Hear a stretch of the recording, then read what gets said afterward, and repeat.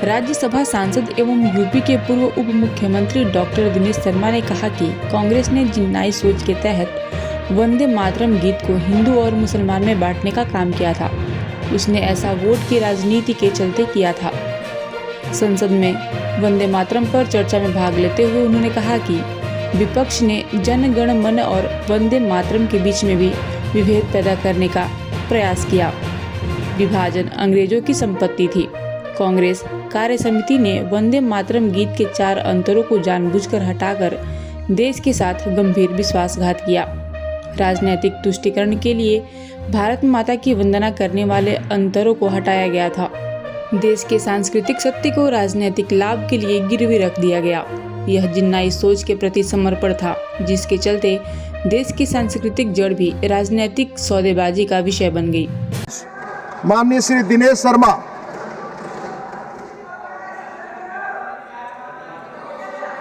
महोदय, प्लीज आप बैठकर कमेंट न करें। सिचुएशन आपका आभार कि आपने मुझे अवसर क्लियर कर दिया हमने, प्लीज। और एक आभार, आपने बहुत बड़े गैर तथ्यात्मक विषय को आपने स्पष्ट किया कि जो आदेश है वो पिछला कांग्रेस के समय से चला आ रही परिपाटी है। मान्यवर, आज हम इस लोकतंत्र के मंदिर में वंदे मातरम के 150 गौरवशाली वर्षों का उत्सव मना रहे हैं। तब हम केवल गीत का उत्सव नहीं मना रहे, हम भारत की अनादि आत्मा का आदर और आराधन कर रहे हैं। मैंने इसलिए कहा कि जब बंकिम चंद्र चट्टोपाध्याय महोदय के बारे में हम वर्णन करते हैं कि उन्होंने 1875 में ये अमरवाणी की पंक्तियां लिखी, तो ये कागज पर स्याही नहीं थी, ये स्याही का अंकन नहीं था, बल्कि राष्ट्र में सोए हुए उन सद्पुरुषों का जागरण का भाव पैदा करना था, जिनको राष्ट्र की आज़ादी के प्रति चैतन्यता लाने का उनका ये प्रयास था। और उन्होंने भारत माता को केवल मिट्टी नहीं माना, उन्होंने समृद्धि की लक्ष्मी, ज्ञान की सरस्वती, अजय शक्ति की दुर्गा के रूप में उनको पूजित किया। जब गुरुदेव रविन्द्रनाथ टैगोर ने इन शब्दों को स्वर दिया तो ये केवल संगीत नहीं बना, ये स्वदेशी आंदोलन की चिंगारी और क्रांति की धड़कन बन गया। मुझे ताज्जुब है कि इस प्रकार के गैर तथ्यात्मक शब्दों का प्रयोग क्यों किया गया। मैं मानता हूं कि यहाँ बहुत सकारात्मक, अधिकांश सकारात्मक तथ्य सहित प्रस्तुतिकरण हुआ और कुछ नकारात्मक तथ्य रहित भी प्रस्तुतिकरण हुए। मैं आरोप नहीं लगा रहा हूं, विद्वत लोगों के सामने चर्चा का विषय बना रहता है। आदरणीय जयराम जी ने बहुत अच्छे उदाहरण दिए थे और उन्होंने उदाहरण देते समय तमाम लोगों की सहमति, 1937 की बैठक, वंदे मातरम कैसे लागू हुआ, क्यों स्टंजा हटाए गए, इनका वर्णन किया। लेकिन एक बात भूल गए, उसका जो पक्ष में था किया, जो विपक्ष में था नहीं किया। एक नाम और भी था, अब्दुल कलाम आजाद। अब्दुल कलाम आजाद भी उसमें थे और उन्होंने इसकी प्रशंसा की थी कि इसे लागू किया जाना चाहिए। कौन? ये हिंदू और मुसलमान का प्रश्न नहीं था, लेकिन इसको हिंदू और मुसलमान का बना के उस जिन्नाई सोच के अधीन कांग्रेस ने अपने मतों का परिवर्तन किया। दूसरी चीज जो कहा जाता है कि नेहरू जी का इसमें योगदान नहीं, समिति का योगदान था।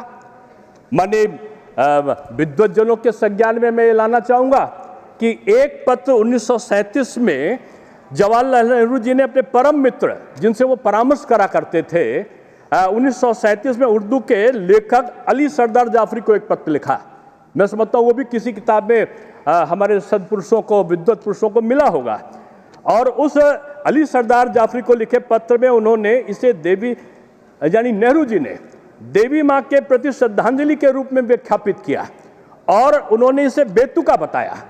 और साथ में उन्होंने इस गीत की भाषा की आलोचना करते हुए कहा कि बहुत सारे कठिन शब्द हैं जिन्हें लोग समझ नहीं पाते, और तर्क दिया कि इसके विचार राष्ट्रवाद और प्रगति की आधुनिक अवधारणा के अनुरूप नहीं है और सरल भाषा में अधिक उपयुक्त राष्ट्र गीतों की उन्होंने वकालत करी। गीत की सांस्कृतिक आध्यात्मिक गहराई को इस शुरुआती दौर में कम करके आंकने से नेहरू जी का असली झुकाव उजागर हुआ। आप कहते हो कि उन्होंने, अरे जो हेड होगा किसी चीज का, अध्यक्ष होगा, जो नेता होगा, उसके जो मत पहले से जान लेंगे तो समिति के लोगों का मत का परिवर्तन होने में देर नहीं लगता। इसलिए मैं कहना चाहूंगा कि समिति की बैठक के पहले उनका मन था कि वो जिन्ना के दबाव में, जिन्नाई सोच के अनुपालन में उन्होंने अपने मतों को पत्र के माध्यम से लिखा, लेकिन उनको इस लिखावट के बाद भी उनका जो अली सरदार जी जाफरी थे उनकी सहमति उनको नहीं मिली और इसको विवाद का मुद्दा वो नहीं बनाना चाहते थे। मैं कहना चाहता हूं कि मान्यवर, यहां पर तो जनगण मन अधिनायक और जो हमारा ये वंदे मातरम है उसके बीच में विभेद पैदा कर दिया गया। अभी तो तृणमूल के मित्र और कांग्रेस के विद्वज्जन कह रहे थे कि जैसे रविन्द्रनाथ टैगोर का और बंकिम चंद्र चटर्जी के बीच में मतभेद पैदा करने का उन्होंने उपक्रम अपने शब्दों में किया। क्यों? क्योंकि ये जो विभाजन है ना, ये अंग्रेजों की संपत्ति थी, लेकिन ये जो कांग्रेस है, मैं समझता हूं कि मान्यवर ये गंभीर विश्वासघात का साक्षी है। और मैं ऐसे नहीं कह रहा हूं। 1937 में कांग्रेस कार्य समिति ने इस पवित्र गीत के 4 अंतरे को जानबूझकर हटा दिया और जो अंतरे जो भारत मां को देवी स्वरूप में वंदन करते थे, केवल राजनीतिक तुष्टीकरण के लिए या आधुनिक भारत में वोट बैंक की पहली सबसे बड़ी राजनीति थी और ये सांस्कृतिक सत्य को राजनीतिक फायदे के आगे उन्होंने गिरवी रखा और तथ्य दिया कि समिति ने किया है। ये सुधार नहीं, ये समर्पण था और ये समर्पण यह उस क्षण का संकेत करता है कि जहां हमारी जड़ें भी राजनीतिक सौदाबाजी का विषय बन गई। और सबसे बड़ी विडंबना यह है कि आत्मसमर्पण ने, जो कांग्रेस का आत्मसमर्पण था जिन्नाई सोच के आगे, उसने विभाजनकारी सोच को पोषित किया सबसे पहले और जो उसका पोषण था उसने अंततोगत्वा इस देश को विभाजन कर दिया। विभाजन पहले उन्होंने वंदे मातरम का नहीं किया बल्कि विभाजन की नींव डाली और वही नींव 1947 में हमारे देश के विभाजन का कारण बनी।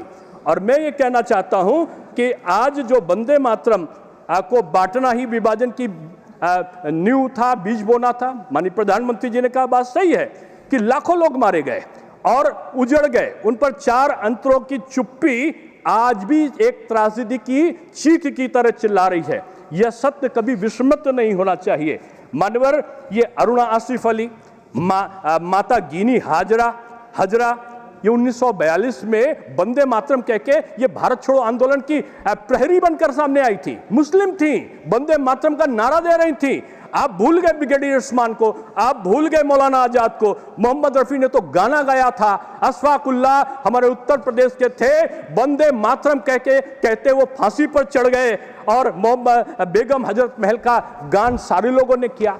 यानी मुस्लिम भी वंदे मातरम से, जो मुस्लिम के क्रांतिकारी थे वो वंदे मातरम के साथ जुड़े थे। आपने उनको विभाजन किया। ये विभाजन काटो, डांटो, बांटो, अलग करो और राज्य करो, ये कांग्रेस का जो कार्य था वो शायद अंग्रेजों से विरासत के रूप में मिल गया।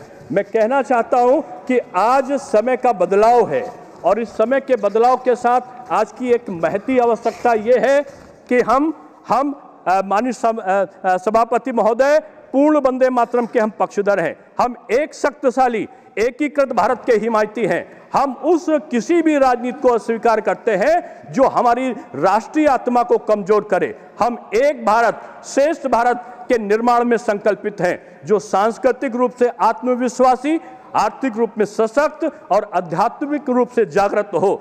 ये सदन एक संदेश दे, कोई हमारी मां को बांट नहीं सकता, कोई वंदे मातरम को बांट नहीं सकता, कोई भारत को बांट नहीं सकता। और ये उद्घोष केवल इसलिए नहीं है, मैंने इसलिए कहा कि आज कुछ लोग बंकिम चंद्र चट्टोपाध्याय महोदय को और रविन्द्रनाथ टैगोर जी के मत और मतांतर करके आज विसंगति पैदा करना चाहते हैं। मैं एक समाचार पत्र देख रहा था कि आज पुरानी संभावनाओं में कि लाहौर में एक उर्दू अखबार छपता था और वो उर्दू अखबार जो था उसका नाम था वंदे मातरम। उस उर्दू अखबार के मालिक सारे कर्मचारी मुस्लिम हुआ करते थे। मैं एक और शायद देख रहा था 1947 का हिंदुस्तान का पत्र, वो 16 जुलाई 1947 का, उसमें हेडिंग थी 16 जुलाई 1947 को कि कांग्रेस द्वारा भारत विभाजन की योजना को स्वीकृत, यानी कांग्रेस ने विभाजन की योजना को स्वीकृत कर दिया। आप कहते हो कि हम कारण नहीं थे, कारण परिस्थितियां थी। आपने परिस्थितियां पैदा क्यों होने दी? मैं तृणमूल जी के जो विद्वत लोग थे उन्होंने उद्बोधन किया, मैं उनसे कहूंगा कि जाकर देखो आपके वहां, हालांकि कम्युनिस्ट पार्टी के एक मुस्लिम सांसद ने अपनी सांसद निधि से उसको बनवाया था, मैं उनका प्रशंसा करता हूं, लेकिन उन्होंने क्या किया कि जो बंकिम चंद्र चट्टोपाध्याय जी के नाम पर बना हुआ जो लाइब्रेरी थी आज उजाड़ पड़ी है, कुत्ते सो रहे हैं, आज मजदूर सो रहे हैं, गंदे कपड़े पड़े हुए हैं, जब वहां कोई जाता है तो सड़क तोड़ दी गई। आप इस प्रकार की विकृतियों को आप वो चाहते हो, लेकिन आप वंदे मातरम का जो उद्बोध है उसको तो आप करते हो, लेकिन आज उनकी विरासत है, उनकी विरासत का आप उसको देखना नहीं चाहते। इसलिए मैं कहना चाहता हूं कि ये समसामयिक परिचर्चा वंदे मातरम के संदर्भ में नहीं है, ये राष्ट्र के स्वाभिमान के संबंध में है। आपने समय दिया, मैं आपका आभार व्यक्त करता हूं। Thank you.